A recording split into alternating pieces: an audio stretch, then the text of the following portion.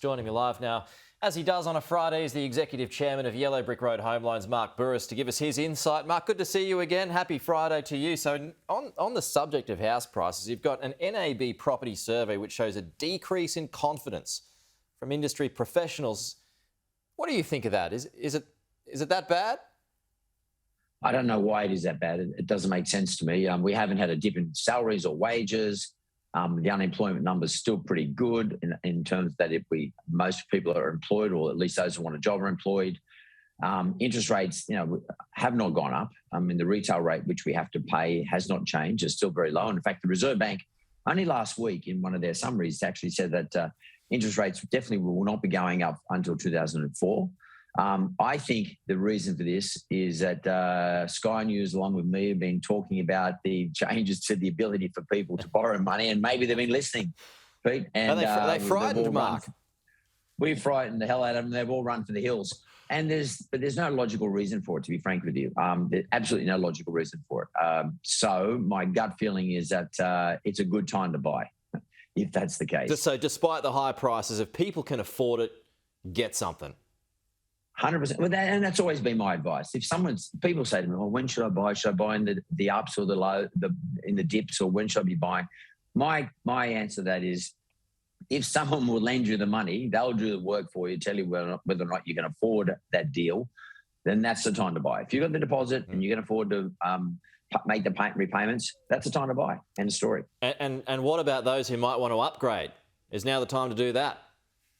Yeah, I think so. I think upgrading is the time to do it. I mean, ultimately, if you can buy low, that's always at a low period, and sell high. That's always the way to go about it. So if there is some sort of lack of confidence right now, as you're saying, as the NAB report's saying, that may be a good time to go out there and get yourself the best opportunity to negotiate a good deal for the future. Okay, I do want to get your thoughts on migration, Mark, because Dominic Perrottet, he's talked about the big New South Wales. It's what he calls it, the idea to get more migration, because so many businesses at the moment are struggling to get workers, believe it or not. And it's not just New South Wales. Victoria is experiencing that too, and it's going to have an issue with this going forward, despite it opening up today, which is great news. But why does this need to be prioritised, in your opinion?